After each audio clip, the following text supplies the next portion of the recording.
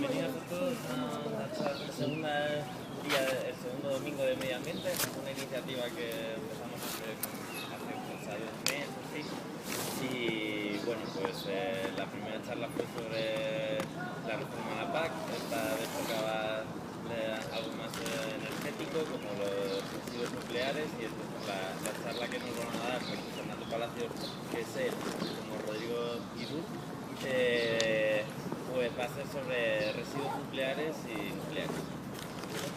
Muchas gracias. Bueno, vale. Yo lo primero que quería comentar para clarificar un poco el tema, que bueno, seguramente todos sabemos lo que son, pero los residuos radiactivos, ¿no? O sea, intentar dar una definición. Entonces, los residuos radiactivos son todas aquellas sustancias que pueden ser sólidas, líquidas o gaseosas que emiten radiación. Radiación beta, alfa, beta o gamma, ¿no? Y además sustancias, que por eso son residuos, ¿no? Que no, en principio no se van a volver a utilizar para procesos industriales, sanitarios u otros, ¿no? Entonces, los residuos radiactivos se clasifican en dos tipos, ¿no? En dos grandes bloques. Residuos de baja y media actividad, que serían residuos que tienen porcentajes no demasiado altos de radionucleidos y con un tiempo de vida media inferior normalmente a los 30 años, normalmente se considera. Eso significa, o sea, que el tiempo de vida media sea de 30 años, significa que en 30 años decae a la mitad la tasa de desintegración radiactiva y por lo tanto la tasa de radioactividad, ¿no?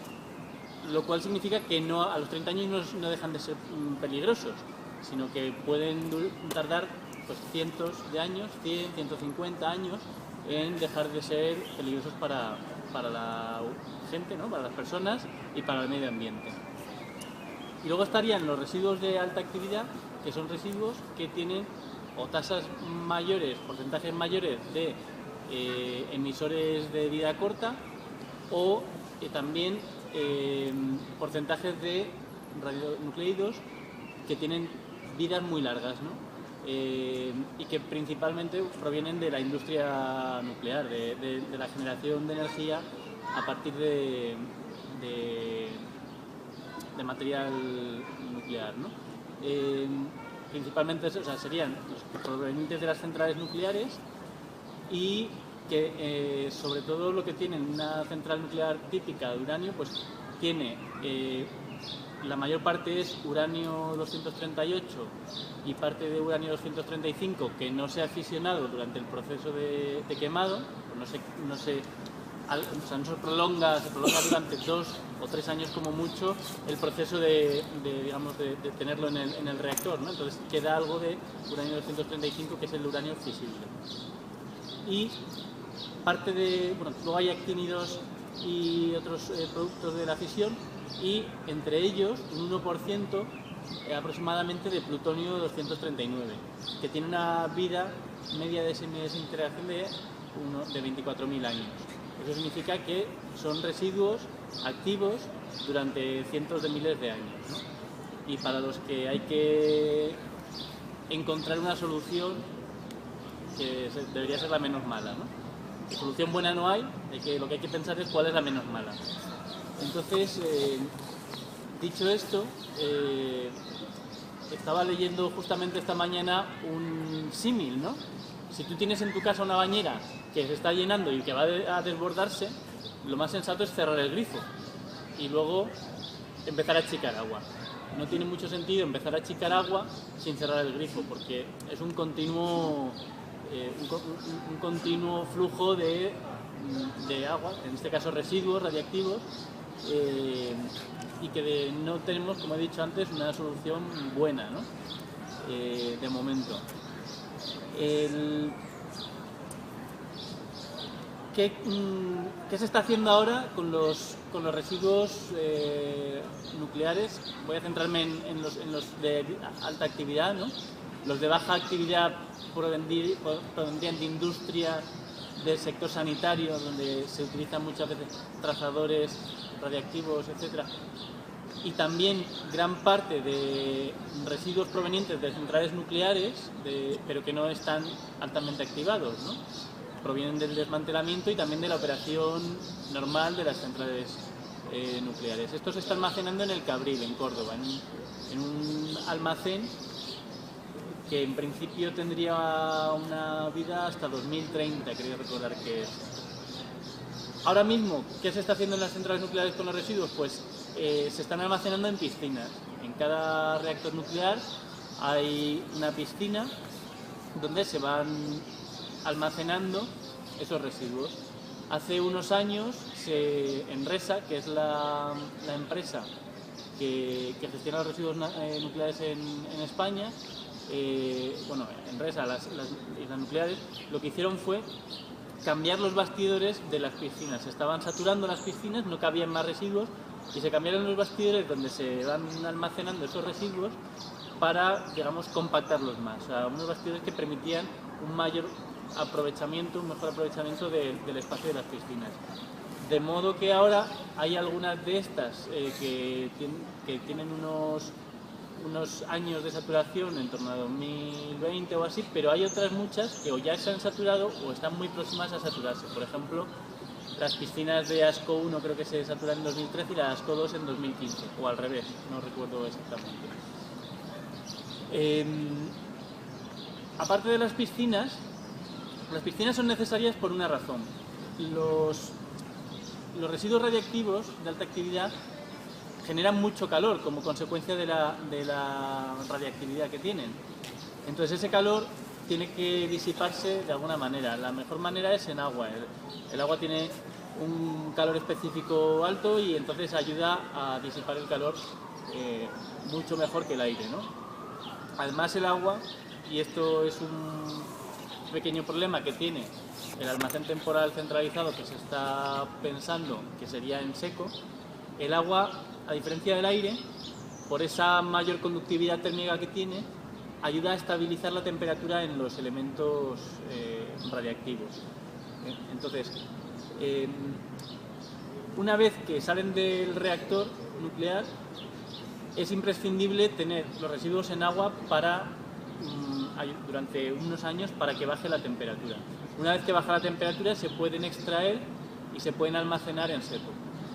Ahora mismo, por ejemplo, en España hay dos ATIs, dos almacenes temporales individualizados en seco.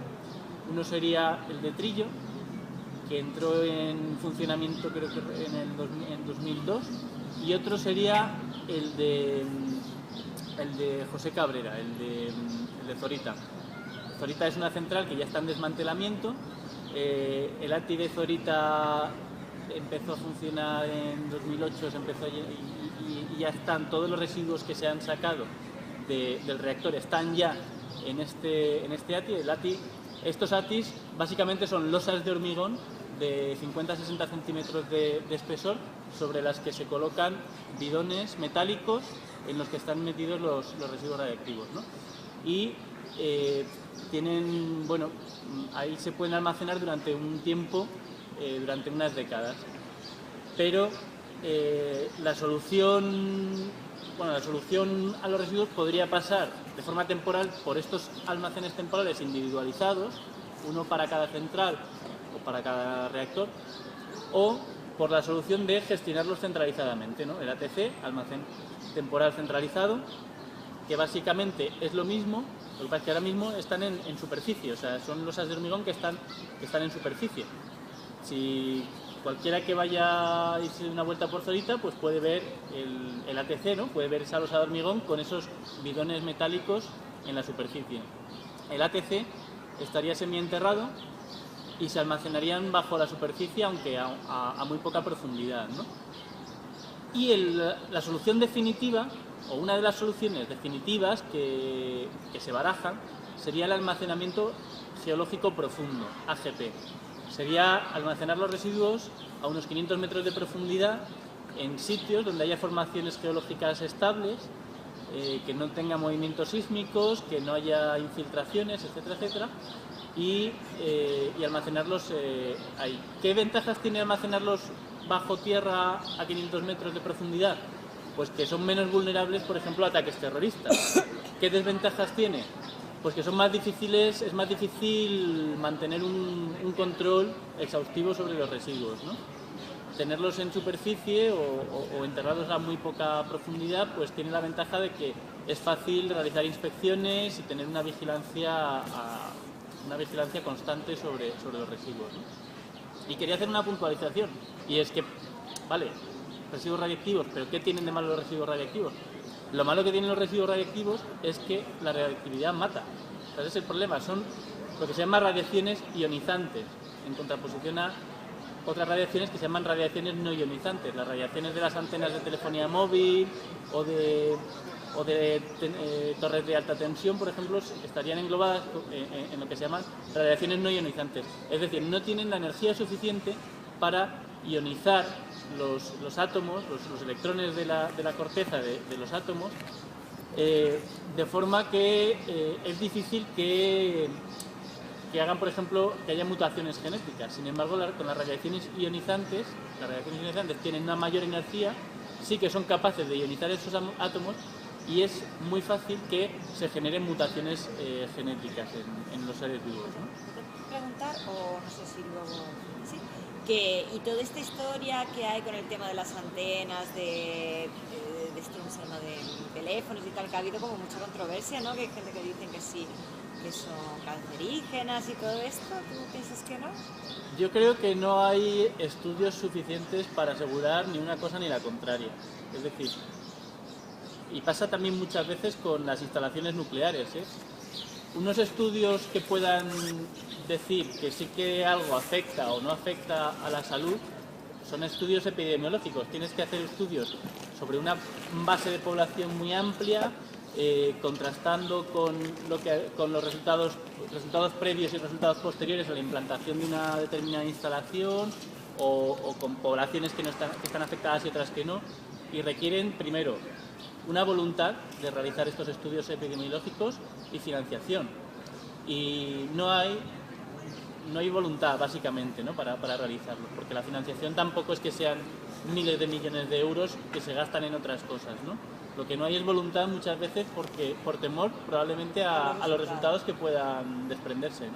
Y centrales eléctricas también, por ejemplo, una central eléctrica, tú vives al lado de una central eléctrica con sus torreones y tal, ¿eso tampoco está estudiado? De que sí, está seguro que a mí me parece blanco y en botella. Sí. Toda la normativa está basada en estudios muy poco profundos que se venían desarrollando hasta principios de esta década, pero hay bastantes estudios muy novedosos para todos los tipos de contaminación de campos eléctricos de los últimos 3 años que establecen criterios completamente diferentes de seguridad. Lo que pasa es que todavía no se han incorporado a la normativa, pero hay estudios no hechos en España, porque en España no hay investigación apenas, sobre todo en los campos conflictivos, pero hay documentación muy interesante que establece que hay que tomar medidas de seguridad muy diferentes de las que se han tomado hasta ahora. Sí, y yo aquí también apelaría a lo que es el principio de precaución. O sea, si hay algo que puede tener pinta de que es inseguro, pero aunque no lo sabes con certeza, lo lógico es ser precavido y decir, bueno, vamos a aislar esto, vamos a minimizarlo, y cuando tengamos la certeza absoluta de que no constituye un riesgo aceptable, pues no vamos a desarrollarlo, porque evidentemente además son efectos a muy largo plazo o a medio y largo plazo. Entonces, en 5 años probablemente no vas a tener resultados certeros, ¿no? de si una cosa afecta o no afecta. Igual te das cuenta después de 20 años de que esté la cosa en marcha, ¿no? Sí, perdona, si queréis un día damos una charla poniendo de relieve los resultados de todos estos estudios nuevos. Porque, por ejemplo, establecen que no debe haber residencia humana a menos de, en los tendidos de 500 megavoltios, que por ejemplo es el que viene de las centrales nucleares de Guadalajara y que alimenta Madrid. No debe haber en esos tendidos, en esos casos, población a menos de 200 metros. Y hay bastante gente viviendo a menos de 200 metros, con lo cual ahora mismo ya esas situaciones son inviables, porque producen afecciones muy importantes a la salud de las personas. Y está demostrado ya, ¿eh? Sí. Está demostrado. Vale, entonces, siguiendo con el tema de los residuos radiactivos,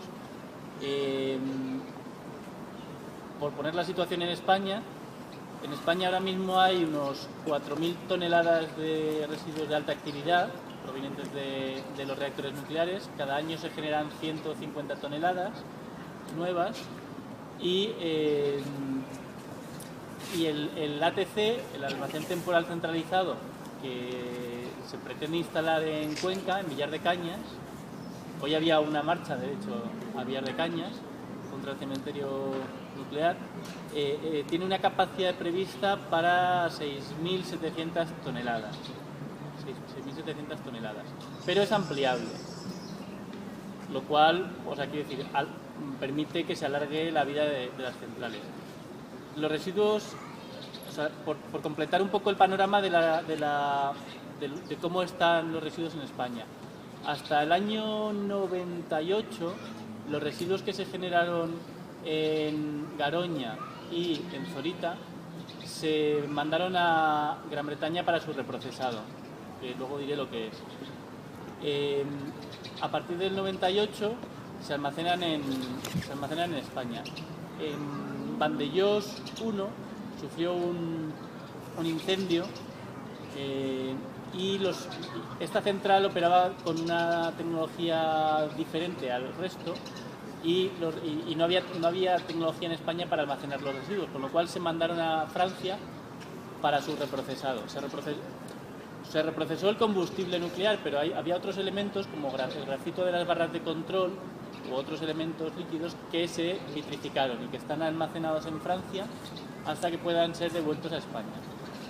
Y quería comentar también que desde el año 2010 se le paga a Francia un canon de 60.000 euros diarios por tener esos residuos ahí. O sea, el acuerdo era tenerlos hasta 2010 y si no nos los traíamos en 2010, pagarles este canon. Este canon, cuando nos traigamos los residuos, se nos devolverá, descontando la parte que sea la parte proporcional para que hayan incurrido en gastos de la gestión de esos residuos. El reprocesado, que he hablado de él. ¿Qué es el reprocesado? Pues el reprocesado es coger el combustible gastado y separarlo mediante métodos químicos, separar el plutonio, el uranio, que pueden ser aprovechados de nuevo, bien en centrales nucleares o bien también para la industria armamentística. Y esto es un poco lo peligroso del reprocesado, ¿no? Que de alguna forma tiene uso militar también. Y por otra parte hay otra tecnología que también se está investigando y se dice que puede ser lo que ayude a gestionar los residuos, que sería la transmutación. La transmutación significa aplicar métodos, digamos, de romper los átomos de uranio o plutonio en elementos más pequeños que tengan, o sea, que siguen siendo radiactivos, pero que tienen una vida media más corta, con lo cual ayudaría a esa gestión, ¿no? Pero seguirían siendo radiactivos y peligrosos, ¿no? Y estamos hablando de bien cientos de años, cuando no miles de años o cientos de miles de años. O sea, no hay nadie que pueda asegurar, o sea, el gran problema de los residuos de alta actividad es que no hay nadie que pueda asegurar que dentro de varios miles de años, y mucho menos cientos de miles de años, una zona siga siendo geológicamente estable o que la sociedad humana sea capaz de gestionar eso. O sea, no sabemos lo que va a pasar dentro de miles de años, cómo vamos a estar, si vamos a estar pegándonos unos contra otros o qué condiciones sociales, democráticas, políticas va a haber, ¿no? De aquí a 50 o 100 años. O sea que eso es un poco la gran incógnita que hay, la gran dificultad, ¿no? de hacer esto. Y por último ya añadir que ahora mismo en España los fondos que hay para gestionar los residuos hasta el año desde el 98 hasta el 2005 se estuvo recaudando dinero de la factura de la luz, dinero que pagaban todos los consumidores a través de la factura eléctrica. Desde el año 2005 son las centrales nucleares las que aportan por cada kilovatio hora una cantidad determinada para la gestión de los residuos. Todo ese dinero va a parar a Enresa, la empresa nacional que se encarga de gestionar los residuos radiactivos, pero si echamos cuentas, pues las 3/4 partes o las 4/5 partes de ese dinero ahora mismo no lo han puesto las centrales nucleares, sino que lo han puesto los consumidores a través del recibo, ¿no? Y hay, según he estado viendo por ahí, como 1.800 millones de euros destinados a eso.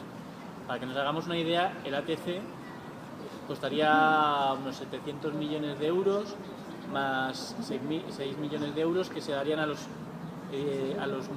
municipio, en este caso a Villar de Cañas, si finalmente se instala allí, y a los municipios colindantes, ¿no? Entonces, digamos, lo que está por ver es si ese dinero que se va recaudando, o que ya está recaudado, sirve para tener una solución definitiva, porque el ATC está diseñado en principio para 60 años, que se podrían prolongar por otros 100, o sea, hasta 100 años, pero eso no es una solución definitiva. Entonces estaría por cuantificar quizás cuánto costaría esa solución definitiva, ¿no? Y yo ya no voy a decir Vitrificación, nada. que has dicho antes, vitrificación, ¿qué es lo que es? La vitrificación es pues esos residuos que a veces son líquidos o tal, meterlos en vidrio para que quede algo sólido que puedas manejar. ¿Lo de los 100 años es por algo en concreto o es porque el hormigón a partir de los 100 años no se sabe si se queda como está o su poder de construcción disminuye? Pues más que el hormigón, yo creo que son los propios tanques, porque dentro del ATC, o sea, el ATC tiene paredes de hormigón muy grandes, no muy anchas, pero luego los residuos están metidos en tanques metálicos, en bidones metálicos. Entonces, incluso hay algún estudio que dice que dentro de los propios bidones están metidos en varillas, ¿no? Bueno, en las propias varillas de los elementos combustibles, tal cual se meten en los reactores nucleares, eso va metido en los tanques. Esas varillas pueden tener microfisuras y esas microfisuras se pueden acrecentar con el paso de los años el calor y la radiactividad, ¿vale? Y sobre todo debido a que al estar almacenados en seco, como comentaba antes, si estuvieran en agua, el agua ayuda a homogeneizar la temperatura en todo el elemento combustible, pero el aire no. Es fácil que haya diferencias de temperatura entre unas partes y otras. Y esas diferencias de temperatura, esas diferencias de dilatación, puede hacer que esas microfisuras se agranden, ¿no? Para que os hagáis una idea, el ATC, tal y como está diseñado, después de tener los residuos en piscinas unos años enfriándose y una vez que los sacas en seco y los almacenas ahí, tendría una temperatura de 400 grados. La temperatura en la estancia donde están los residuos metidos en contenedores sería de 400 grados centígrados. Habría una ventilación natural por convección que mantendría esa temperatura estable a 400 grados. Entonces, claro, esas temperaturas medias altas, junto con la radiactividad y el desfase que puede haber de temperaturas de unas partes a otras, pues entonces, ¿qué puede pasar? Que dentro de 50 o 60 años, cuando abras aquello, te encuentres que las varillas se han roto y los elementos combustibles están en el suelo del bidón desperdigados. Entonces, digamos, por eso es importante tener una vigilancia continua y probablemente a lo mejor incluso, o sea, cambiarlos, pero es que no hay una tecnología demasiado, o sea, es todo complicado, ¿no? Yo estuve visitando la central de Zorita, nos estuvieron explicando los técnicos de Enresa pues cómo la estaban desmantelando. Es una pasada, o sea, tú ves los muros tremendos de hormigón y los están cortando a cachitos con sierras con fibra de vidrio. O sea, es un proceso laborioso y luego todo eso lo tienen que manejar, sobre todo los elementos que están irradiados altamente, por ejemplo, la vasija del reactor y los internos, lo que se llaman los internos del reactor, todo lo que ha estado en contacto con agua y elementos altamente radiactivos, ahora mismo está metido ahí. Todo eso se tiene que manejar a distancia. Se tiene que manejar a distancia con grúas, con pasarelas o sea, va prácticamente robotizado. Y en el ATC será así, o sea, en el ATC llegarán los residuos en contenedores por una parte y a partir de ahí se abren con grúas, con todo sellado, se extraen los elementos, se guardan en otros bidones, todo esto a distancia, ¿no? Este también es un poco uno de los peligros, ¿no? Aparte del transporte, uno de los peligros es que durante la manipulación pues puede haber algo que pueda fallar, ¿no? Esperemos que no. Pero, quiero decir, trabajar con material radiactivo de alta actividad es peligroso y es complicado. Bueno, pues yo creo que en España, en las cuestiones de residuos radiactivos y residuos nucleares, estamos muy atrasados en cuanto a las políticas públicas para la gestión de los residuos. No estamos muy atrasados en cuanto a que parece que estamos haciendo bien los deberes para atender en las circunstancias actuales los problemas más urgentes. Pero sí, en cuanto a incorporar criterios que permitan innovar en los sistemas, en eso sí estamos muy atrasados.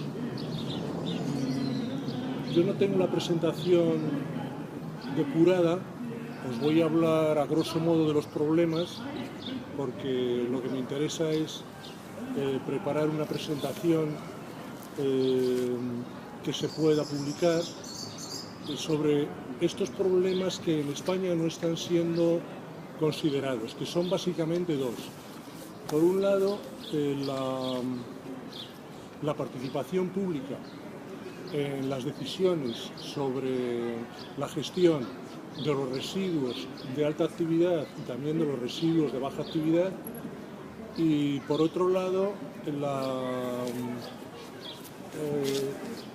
los nuevos criterios sobre almacenamiento de residuos que no pasan porque cada país tenga una piscina en cada central o tenga varios depósitos temporales distribuidos por la geografía del país, sino que pasan por depósitos multinacionales o regionales. España no está participando de ninguna manera en ninguno de los dos aspectos. Ni le interesa la participación pública y todas las decisiones se hacen de arriba abajo y se imponen a los ciudadanos, que somos los que pagamos a esas élites que toman las decisiones y que no nos dejan participar en las decisiones. Y por otro lado, no se está participando en ningún programa, que hay varios y que llevan ya 10 años en funcionamiento, sobre depósitos multinacionales o regionales. Bien, respecto al primer aspecto, que es la participación pública, voy a ir citando una serie de documentos y los puedo ir pasando para que los veáis. Tenemos una nueva directiva en el 2011 del Euratom, que establece un marco comunitario en la Unión Europea sobre la responsabilidad y la gestión segura del combustible gastado y de la basura radioactiva. Bien, en esta directiva, que se publica el 2 de agosto del 2011, a la vez que España publica la Ley Estatal de Residuos del 2011, en esta directiva se establece en el artículo 10 todos los criterios de transparencia. Es decir, que tiene que haber participación pública en todos los países de la Unión Europea en materia de gestión de combustible gastado y de basura radioactiva. Sin embargo, España en ese momento publica la Ley Estatal de Residuos y Suelos Contaminados y excluye el combustible gastado, el combustible nuclear gastado y los residuos radioactivos de la participación pública, lo cual a mí no me parece ético, porque en ese momento ya se sabe que se publica esta directiva y por lo tanto se tiene que tener en consideración en las leyes nacionales. Entonces España excluye esos residuos, también excluye otros como los animales de riesgo, en los residuos de los animales de riesgo, en caso de que no haya tratamientos de valorización energética, que sí se están haciendo en algunos casos porque se extraen las grasas, y en otros tipos de residuos. Bien, a mí no me parece bien que ya España, sabiendo que se publica esta directiva en julio del 2011, en ese mismo momento excluya de la Ley Estatal de Residuos la participación pública en los temas de residuos nucleares. Y lo que dice el artículo 10 de esta directiva es que los Estados miembros deben asegurar que se aporte la necesaria información sobre la gestión del combustible gastado y de la basura radioactiva a todos los trabajadores que trabajan en las instalaciones y al público en general. Y luego dice que los Estados miembros deben asegurar que al público se le den las oportunidades necesarias para participar efectivamente en el proceso de toma de decisión en relación al combustible nuclear gastado y a la gestión del combustible nuclear y de la basura radioactiva. Por lo tanto, esto hay que tenerlo en cuenta porque esta directiva tiene que ser traspuesta a la normativa española antes de el día 23 de agosto de 2013, es decir, dentro de un año y pocos meses. ¿De acuerdo?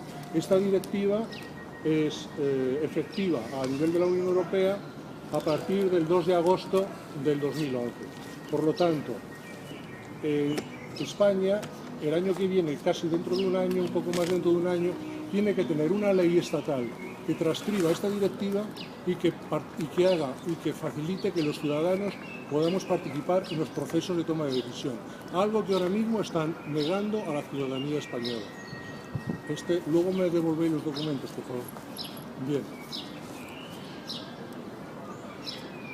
Los depósitos temporales, como su palabra indica, son temporales. El objetivo final es almacenar todo el combustible gastado y gran parte de la basura radioactiva en depósitos en profundidad, que hay varias propuestas entre 300 y 500 metros aproximadamente. Se buscan unas condiciones idóneas para estos depósitos en profundidad que, por ejemplo, que tengan rocas cristalinas, el sustrato sea de rocas cristalinas como el granito, gneiss o rocas volcánicas, o que sean rocas arcillosas, o que sean formaciones en las que se han evaporado los constituyentes, como normalmente camas salinas, que no deben tener en absoluto filtraciones de agua. Bien. Aquí en este trabajo, que es muy interesante, se establecen una serie de criterios para los depósitos en profundidad, pero dice algo que a mí no me gusta. Los depósitos en profundidad los concibe como unas instalaciones donde lo que se pretende es contener la radioactividad de los residuos en el primer milenio o en los primeros milenios, pero luego, que es cuando más peligrosidad hay, pero luego lo que concibe es que haya una dilución de esa radioactividad en el entorno, de manera que a lo largo del tiempo se convierta en una situación similar a la de que hay en una zona, por ejemplo, donde hay una mina de uranio. Es decir, que se estabiliza la radioactividad, y a mí esa situación no me gusta, porque lo lógico no es que haya un depósito en profundidad donde se contienen el efecto de los residuos durante los primeros milenios y luego se abandona, sino que lo que podamos hacer los humanos es controlar eso para que en algún momento, cuando tengamos la tecnología, o podamos destruir esos residuos o los podamos reciclar o transformar en otra cosa, siempre y cuando eso no dé una continuidad a la energía nuclear.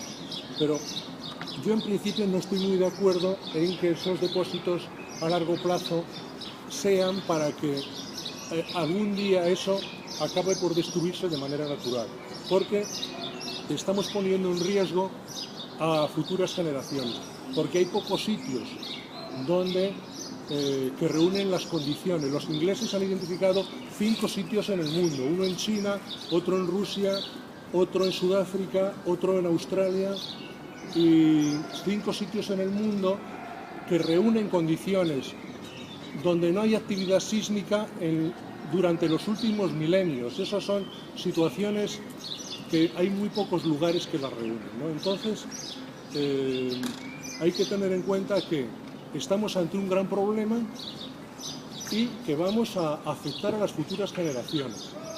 Bien, aquí se explican muchos de los aspectos de los depósitos geológicos profundos. A ver,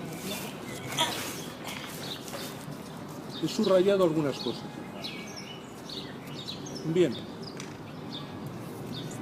ahora ya vamos con la participación pública. Tenemos varios ejemplos de proyectos que han fallado, porque se han querido imponer a la población. Tenemos un ejemplo en Francia, tenemos un ejemplo en Yucca, en Estados Unidos, tenemos un ejemplo en Alemania, un ejemplo en Bélgica, un ejemplo en Rusia. Bien, todos estos ejemplos han fallado. ¿Por qué fallan estos ejemplos? Pues fallan por varias razones, principalmente porque a la ciudadanía no se la consulta y la ciudadanía es reticente. Existe lo que se llama el síndrome NIMBY o NIMBY, que es Not in my backyard, no en la parte de atrás de mi parcela. O sea, si esto lo extrapolamos a la basura radioactiva, quiere decir, no en mi pueblo, no en mi región, no donde yo vivo. Y eso es un síndrome que tenemos los ciudadanos, que no queremos que nos amarguen la vida poniéndonos una instalación. Bien, hay un estudio sobre el síndrome NIMBY que ahora os pasaré, que es muy interesante. Bien, ¿por qué los ciudadanos rechazan los proyectos? Pues primero, porque no confiamos en las administraciones. Las administraciones son unas élites que funcionan con el dinero que nosotros pagamos con nuestros impuestos y que nos toman el pelo y que nos quieren imponer los programas que ellos diseñan. Pues eso se acabó, señores, se acabó. A partir de agosto del 2013 se acabó con los residuos radioactivos. ¿Por qué no queremos los ciudadanos que nos pongan en nuestra parcela el depósito de residuos? Porque estamos comprometiendo a nuestros nietos y a todos nuestros descendientes más allá de nuestros nietos. Y estos son los problemas que nosotros estamos generando, los que hemos generado. ¿Por qué se los tenemos que endosar a las futuras generaciones? Lo que tenemos que hacer será, si hemos generado nosotros un problema, será resolverlo nosotros, pero no llevarlo a las futuras generaciones. Otro problema de por qué los ciudadanos no aceptan que nos pongan en nuestra parcela el depósito de residuos radiactivos, pues no lo aceptamos porque no nos dan información. No sabemos en qué consiste, no nos dejan participar, no nos informan para nada. Bien, pues si no tenemos información, ¿qué nos pasa? Que sospechamos de que nos vayan a tomar el pelo en cualquier detalle. Y todas estas administraciones lo que intentan es tomar el pelo. No solo en el tema de los residuos radioactivos, sino en cualquier otro grupo de residuos que se tenga que gestionar. Por lo tanto, estos son los proyectos europeos, todos con sus conclusiones, que nos enseñan mucho para cómo tenemos que plantear la participación pública. Bien, y estos son trabajos científicos o informes sobre el papel del público en las decisiones sobre la toma de residuos. Hay un trabajo de Stroll muy interesante, hay un trabajo de Warren de la Universidad de Aberystwyth, un trabajo de Anderson hecho en Suecia con relación al proyecto RISCON 2 que ha sido financiado por la Comunidad Europea y es un proyecto de participación. En el capítulo 4 tiene algunas conclusiones muy interesantes.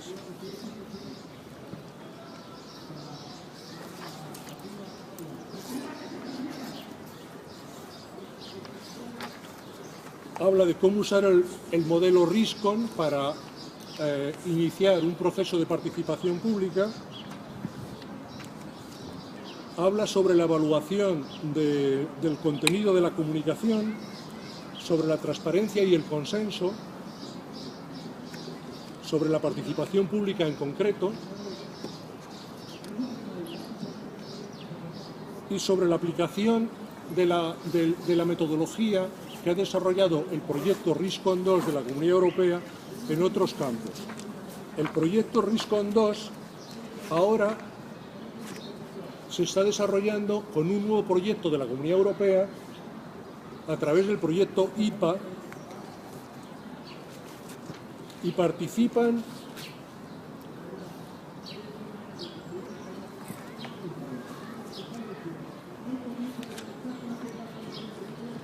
13 países europeos. España no participa, curiosamente. 13 países europeos. Suecia, la República Checa, el Reino Unido, Finlandia, Alemania, Eslovaquia, Francia, Polonia, Eslovenia, Rumanía, Hungría, Bulgaria y Suecia. Curiosamente, España no participa. Este es un proceso de participación pública para solucionar los problemas del depósito de residuos radiactivos en Europa, que es muy interesante. Entonces, aquí tenéis algunas publicaciones sobre los problemas de participación y aquí tenéis el proyecto RISCON auspiciado por Suecia y que se desarrolló a primeros de los años 2000 y que continúa hasta el 2013 con el proyecto IPA.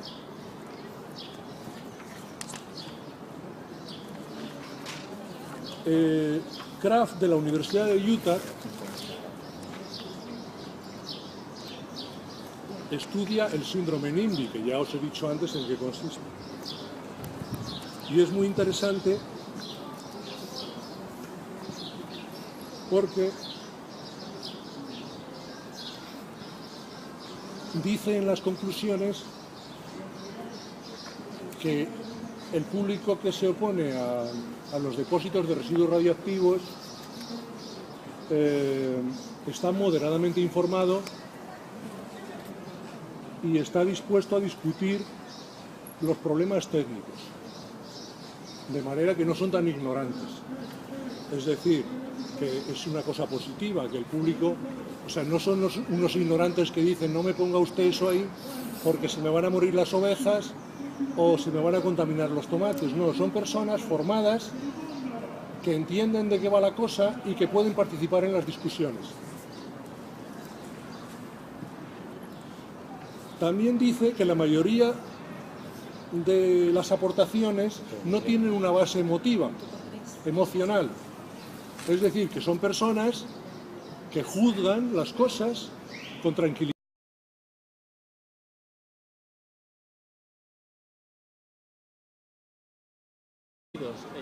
Y con un tiempo de vida media inferior normalmente a los 30 años, normalmente se considera.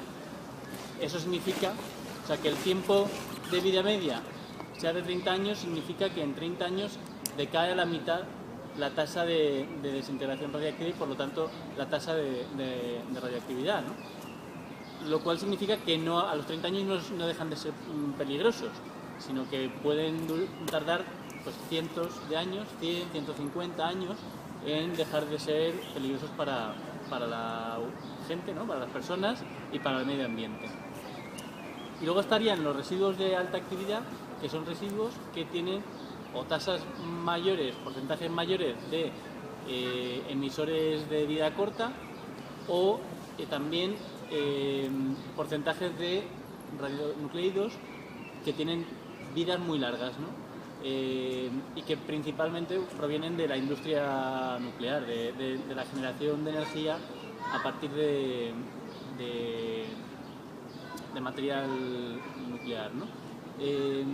Principalmente, o sea, serían los provenientes de las centrales nucleares y que sobre todo lo que tiene una central nuclear típica de uranio, pues tiene la mayor parte es uranio 238, buena, ¿no? De momento. ¿Qué se está haciendo ahora con los residuos nucleares? Voy a centrarme en los de alta actividad, ¿no? Los de baja actividad provendrían de industria, del sector sanitario, donde se utilizan muchas veces trazadores radiactivos, etc. Y también gran parte de residuos provenientes de centrales nucleares, pero que no están altamente activados, ¿no? Provienen del desmantelamiento y también de la operación normal de las centrales nucleares. Esto se está almacenando en el Cabril, en Córdoba, en un almacén que en principio tendría una vida hasta 2030, creo recordar que es. Ahora mismo, ¿qué se está haciendo en las centrales nucleares con los residuos? Pues se están almacenando en piscinas. En cada reactor nuclear hay una piscina donde se van almacenando esos residuos. Hace unos años, Enresa, que es la empresa que gestiona los residuos nucleares en España, Enresa, las nucleares, lo que hicieron fue cambiar los bastidores de las piscinas. Se estaban saturando las piscinas, no cabían más residuos y se cambiaron los bastidores donde se van almacenando esos. Bienvenidos a todos a el segundo domingo de medio ambiente, una iniciativa que empezamos hace cosa de un mes o así. Y bueno, pues la primera charla fue sobre la reforma a la PAC. Esta vez tocaba algo más energético, como los residuos nucleares, y entonces la charla que nos van a dar con Fernando Palacios, que es él, como Rodrigo Guidú, pues va a ser sobre residuos nucleares y nucleares. Muchas gracias. Bueno, vale. Yo lo primero que quería comentar para clarificar un poco el tema, que bueno, seguramente todos sabemos lo que son, pero los residuos radiactivos, ¿no? O sea, intentar dar una definición. Entonces, los residuos radiactivos son todas aquellas sustancias que pueden ser sólidas, líquidas o gaseosas que emiten radiación. Radiación beta, alfa, beta o gamma, ¿no? Y además sustancias, que por eso son residuos, ¿no? Que no, en principio no se van a volver a utilizar para procesos industriales, sanitarios u otros, ¿no? Entonces, los residuos radiactivos se clasifican en dos tipos, ¿no? En dos grandes bloques. Residuos de baja y media actividad, que serían residuos que tienen porcentajes no demasiado altos de radionucleidos residuos para, digamos, compactarlos más. O sea, unos bastidores que permitían un mayor aprovechamiento, un mejor aprovechamiento del espacio de las piscinas. De modo que ahora hay algunas de estas que tienen unos años de saturación en torno a 2020 o así, pero hay otras muchas que o ya se han saturado o están muy próximas a saturarse. Por ejemplo, las piscinas de ASCO 1 creo que se saturan en 2013 y la ASCO 2 en 2015, o al revés, no recuerdo exactamente. Aparte de las piscinas son necesarias por una razón. Los residuos radiactivos de alta actividad generan mucho calor como consecuencia de la radiactividad que tienen. Entonces ese calor tiene que disiparse de alguna manera. La mejor manera es en agua. El agua tiene un calor específico alto y entonces ayuda a disipar el calor mucho mejor que el aire, ¿no? Además el agua, y esto es un pequeño problema que tiene el almacén temporal centralizado que se está pensando que sería en seco, el agua, a diferencia del aire, por esa mayor conductividad térmica que tiene, ayuda a estabilizar la temperatura en los elementos radiactivos. Entonces, una vez que salen del reactor nuclear, y parte de uranio 235 que no se ha fisionado durante el proceso de quemado, pues no se prolonga durante 2 o 3 años como mucho el proceso de tenerlo en el reactor, ¿no? Entonces queda algo de uranio 235 que es el uranio fisible. Y parte de, bueno, luego hay actínidos y otros productos de la fisión, y entre ellos un 1% aproximadamente de plutonio 239, que tiene una vida media de desintegración de 24.000 años.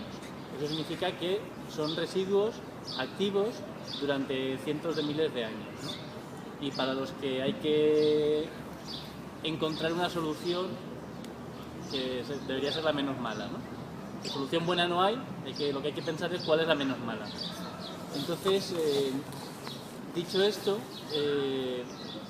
estaba leyendo justamente esta mañana un símil, ¿no? Si tú tienes en tu casa una bañera que se está llenando y que va a desbordarse, lo más sensato es cerrar el grifo y luego empezar a achicar agua. No tiene mucho sentido empezar a achicar agua sin cerrar el grifo, porque es un continuo flujo de agua, en este caso residuos radiactivos, y que no tenemos, como he dicho antes, una solución buena.